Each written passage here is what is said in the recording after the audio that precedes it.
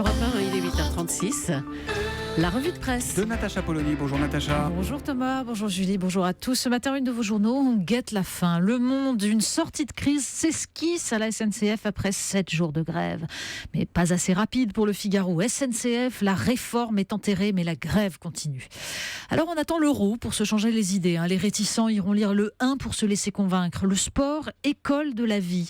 Et les autres pointeront les arrière-pensées politiques avec le canard enchaîné. Le chef de l'État compte sur l'euro pour redorer son blason. Le hollandisme sera-t-il sauvé par le gaullisme? G-O-A-L, bien sûr.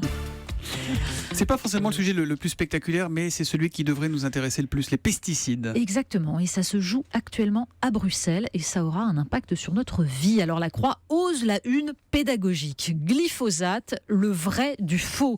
Depuis plusieurs mois, la Commission européenne veut prolonger l'autorisation de commercialisation de ce pesticide qui intervient dans la composition de 2000 produits en Europe. Mais les pays de l'Union s'y refusent ou, comme la France, préfèrent s'abstenir histoire de ne fâcher personne.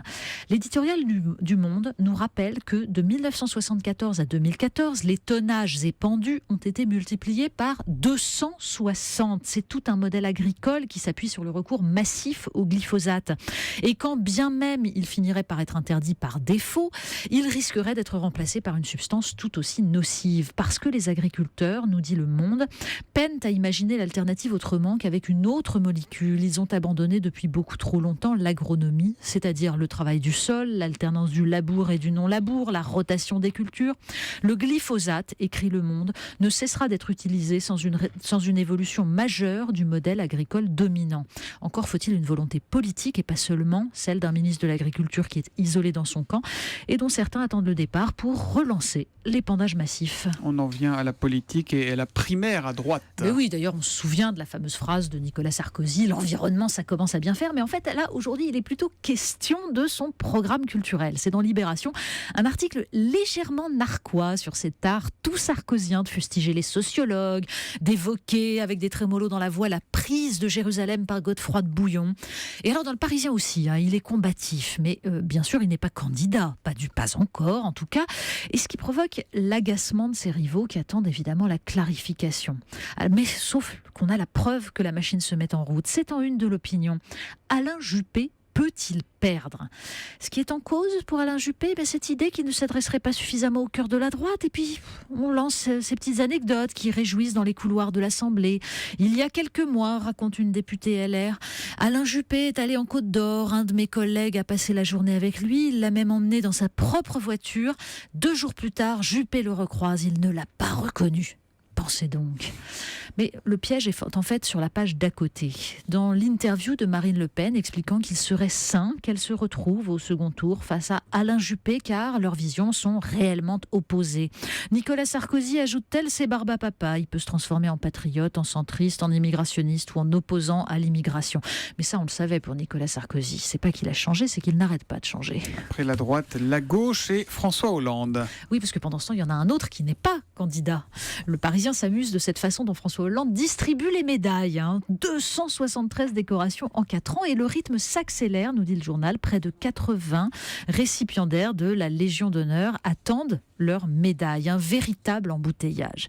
Il a même ressorti du placard, nous dit le journal, une breloque quasi disparue, la médaille d'honneur des PTT. Bon, sur le site Causeur, on s'amuse aussi de sa réponse à 2 journalistes venus l'interroger sur la fameuse inversion de la courbe du chômage qui justifierait une candidature. Ce sera une tendance, ce sera une ambiance, a-t-il répondu. Plus une ambiance qu'une tendance d'ailleurs. Il y aura toujours des gens au chômage, mais il faut qu'ils aient le sentiment qu'ils ne le seront plus longtemps. Tout ne serait qu'affaire de sentiments, comme au tournant des années 2000, on parlait à gauche de sentiments d'insécurité. Le président de la République en agent d'ambiance. Donc, les années 2000, c'était terminé par 2002 et Jean-Marie Le Pen au second tour. C'est de cela, évidemment, L'impôt sur la fortune, c'est le canard qui s'en régale ce matin. Oui, et c'est un tableau à plusieurs colonnes, donc, que nous offre le canard enchaîné et qui nous donne, pour les 50 plus gros contribuables français, le montant de l'ISF avant plafonnement et après plafonnement. Alors dans ce palmarès secret des artistes du bouclier fiscal, comme nous dit le canard, Liliane Bettencourt arrive en tête. Montant de l'ISF avant plafonnement, 61 312 871 €. Après plafonnement, 0. Ah. Oui, 0 €. Alors Bernard Une mesure Arnault, efficace, en tout cas. oui, c'est bien, ça marche bien. On va pas se Bernard prendre Arnault après. ne passe que de 8 à 2 millions d'euros.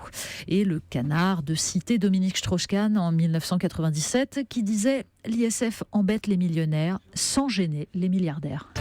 On va zlataner votre revue de presse pour finir. Oui, parce que quand même l'article incontournable aujourd'hui, il est dans Le Monde, parce qu'on lit les 2 pages d'interview de Zlatan Ibrahimovic sans jamais cesser de se demander s'il est sérieux ou s'il a décidé de se payer totalement la tête des journalistes qui éprouvent le besoin de l'interroger sur les attentats, l'extrême droite, les migrants, le prix Nobel, parce que c'est quand même nécessaire d'avoir son avis là-dessus. Alors on a glosé évidemment à l'envi sur la phrase « Je peux rendre François Hollande populaire si je veux, mais je ne sais pas si j'en ai envie ». Mais il y en a des très très belles. Moi, ma préférée, c'est quand même « La mode n'est pas ma passion, je préfère les blasters, ce sont les fusils allemands pour la chasse ». On dirait un peu les interviews que faisait Raphaël Mesrahi à l'époque, sur le temps Exactement, humoristique, mais avec les rôles inversés. Totalement surréaliste. Mais le plus drôle, c'est sans doute de lire ensuite l'éditorial de l'Opinion pour voir Nicolas Bétou se pâmer devant un sportif qui répond sans complexe que son salaire se décide en fonction du marché et qui conclut en parlant des impôts qu'il paye. Quel genre de président est François Hollande ? J'aide ce pays plus qu'il ne l'aide. Je suis Zlatan devrait s'écrier tous les patrons, ça c'est ce que nous dit Nicolas Bétou, parce qu'il parle de la loi du marché sans la morale, c'est tellement formidable. Sans la morale, mais avec le plafonnement de l'ISF quand même, parce qu'on veut bien aider le pays, mais il y a des limites. La revue de presse de Natacha Polony, c'est tous les matins à 8h30 sur Europe 1. À demain, Natacha. À demain.